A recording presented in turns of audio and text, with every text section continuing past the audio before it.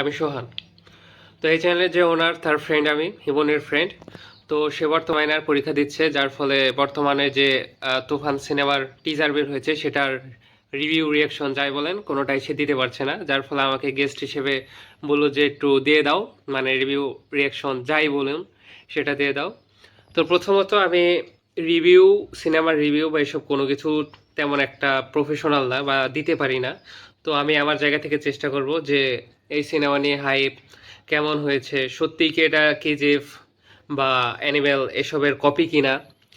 তো প্রথমত শাকিব খানের যে লাস্ট আমরা যে মুভিটা দেখছিলাম, যে রাজকুমার, রাজকুমার দেখার পর আমার শাকিব খানকে নিয়ে আরও আশা বেড়ে গিয়েছিল।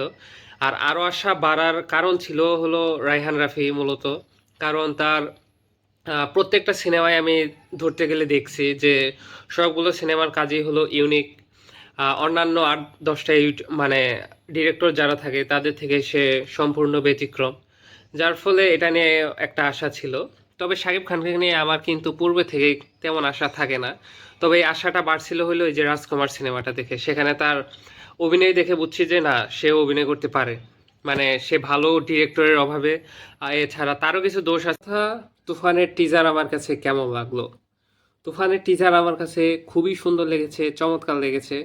মানে বাংলা ইন্ডাস্ট্রি, বাংলাদেশের ইতিহাসে এমন কোনো সিনেমা আজ পর্যন্ত তৈরি হয়েছে কিনা আমি জানি না। এই সিনেমাটার প্রধান যে ক্যারেক্টার, মানে শাকিব খান, সে একটা গ্যাংস্টার থাকবে যতদূর ধারণা, 90 দশকের কোনো একটা গ্যাংস্টার। আমি জানি না, এই সিনেমার আমি একটা গুঞ্জন শুনছিলাম যে বাংলাদেশের কুখ্যাত এক খুনি, মানে তার গল্প নিয়েই মনে হয় এই সিনেমাটা, মানে তার কাহিনী নিয়ে এই সিনেমাটা। তো রায়হান রাফি তো এই টাইপের কন্টেন্ট নিয়েই কাজ করে। তো যেহেতু এই টাইপের কন্টেন্ট নিয়ে কাজ করে, তাই এটা আমার ব্যক্তিগত ধারণা, আমি প্রফেশনাল না, বা আমি এই ফার্স্ট মনে হয় ক্যামেরার সামনে কথা বলতেছি, যার ফলে আমি শিওর না যে কাহিনী কি হচ্ছে। তো কাহিনী দিয়ে কথা না, মেইন কথা টিজার কেমন ছিল। তো টিজার আমি তখনও বললাম খুব ভালো ছিল, গুজবাম্পস ছিল। যে শাকিব খানের এন্ট্রি, তার ডায়লগ ডেলিভারি, এছাড়া আগে বলি শাকিব খানের লুকস। তো শাকিব খানের লুকস নিয়ে অনেকে অনেক সমালোচনা করতেছে যে ট্রেন যাচ্ছে সব, করতেছে যে এটা কেজিএফ থেকে কপি, অ্যানিমেল থেকে কপি। তো আমার কথা হচ্ছে, এটা যেহেতু শাকিব খান যেহেতু একটা গ্যাংস্টারের ভূমিকা পালন করবে, তো একটা গ্যাংস্টার হিসেবে তো এটা এখানে কপির কী পান? তো যেমন আমরা জন উইক মুভি দেখছি, জন উইকের কী থাকে, চুল থাকে বড় বড়, তার হাঁটা চলার স্টাইল থাকে অন্যরকম। এখন যদি আমি একটা ভারতের কোনো সিনেমার সাথে মিলাই দেখি, বলি যে এই যে এই নায়কের সাথেও তো জন উইকের মিলতেছে, তাইলে কি আপনি বলবেন যে এটাও কপি মুভি? আসলে এমন কিছুই না। যারা যারা যেরকম তারা তো সেরকম লুকস নিয়ে থাকবে, তাই না? যেমন একটা সিঙ্গার কেমন থাকে, তাদের চুল বড় বড় থাকে, এক এক জনরার সিঙ্গার এক এক রকম ভাবে থাকে। তো এই গ্যাংস্টাররাও এরকমই থাকে, মানে তাদেরও লুকস কিন্তু একই রকম থাকে। তো এটা এখানে কপির কোনো কিছু আমি পাই না, বা কপি থাকলেও খারাপ কি, মানে আমরা তো একটা মাসালা টাইপের ফিল্ম পাচ্ছি, এর আগে তো এরকম কোনো সিনেমা আমাদের ইন্ডাস্ট্রিতে তৈরি হয় নাই। তো এটা নিয়ে খারাপ বা বা সমালোচনা হচ্ছে, হোক, নেগেটিভ মার্কেটিংয়েরও দরকার আছে। নেগেটিভ মার্কেটিং হচ্ছে, হতে দেন। তো আমার কাছে খারাপ লাগছে না বিষয়টা।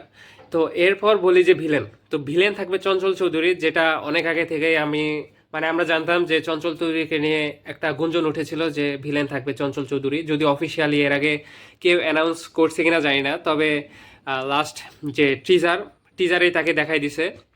তো এখন ভিলেনের একটা মেইন যে কথাটা বলবো, এটা প্রায় 90%ই মিলতে পারে আমার কথার সাথে, মানে সিনেমা যখন দেখবেন। তো ভিলেন থাকবে একটু শক্তিশালী, মানে একটু না, অনেক অনেক স্ট্রং ভিলেন থাকবে। কিভাবে বুঝলাম এটা আমি আপনাদের বলি।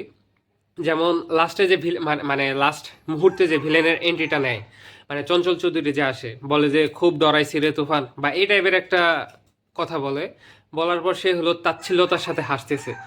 অর্থাৎ আমরা ফার্স্টে দেখলাম তুফান হলো একটা বড় গ্যাংস্টার, তাকে দেখে সবাই ভয় পাচ্ছে, মানে সে সব কিছু তছনছ করে ফেলতেছে। ধরতে পারে না যে অ্যানিমেল সিনেমার যে রণবীর কাপুর থাকে তার মতো সব কিছু ভেঙে চুরে ফেলতেছে।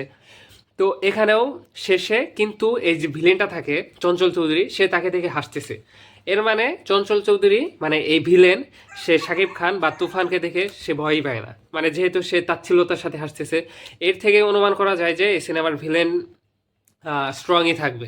তো একটা মুভির ভিলেন যদি স্ট্রং থাকে, তাহলে সেই সিনেমা কত বড়, মানে কত উঁচুতে যায় সেটা হয়তো জানেন। বিশেষ করে যে কেজিএফ চ্যাপ্টার 2-তে যে সঞ্জয় দত্ত তো যে ভিলেনটা ছিল, তো দেখছিলেন যে তার জন্যই কিন্তু এই সিনেমাটা মানে তার যে ভিলেন, সে যে ভিলেন হিসেবে ছিল যাই হোক। তো সিনেমাটা এখনও ট্রেইলার আসা বাকি, এরপর এখনও ঈদ আসতে ভালোই কয়েকদিন দেরি রয়ে, মানে এখনও আমাদের অপেক্ষা করতে হবে অনেক দিন। তবে সিনেমাটার নিয়ে আমি যতটুকু আশা করছিলাম যে হ্যাঁ সিনেমা ভালো হবে, তবে মানে টিজার দেখে যতটুকু বুঝলাম হয়তো আমার ধারণার থেকেও বেশি ভালো হতে চলেছে এই সিনেমাটা। এরপর সিনেমা হলে সেটা দেখা যাবে, এটা জাস্ট আমরা আগে থেকে ধারণা করতেছি, বা আমি তেমন কোনো ক্রিটিক্সও না যেটা আমি প্রফেশনালভাবে বলতেও পারবো যে সিনেমাটা কেমন হবে না হবে। আচ্ছা যাই হোক, এই ছিল আমার ব্যক্তিগত মতামত। আপনারা সবাই ভালো থাকবেন। আর আমি নতুন, মানে এর আগে কখনো রিভিউ বা কোনো কিছু দেই নাই বা ক্যামেরার সামনে আসি নাই। সবাইকে ধন্যবাদ।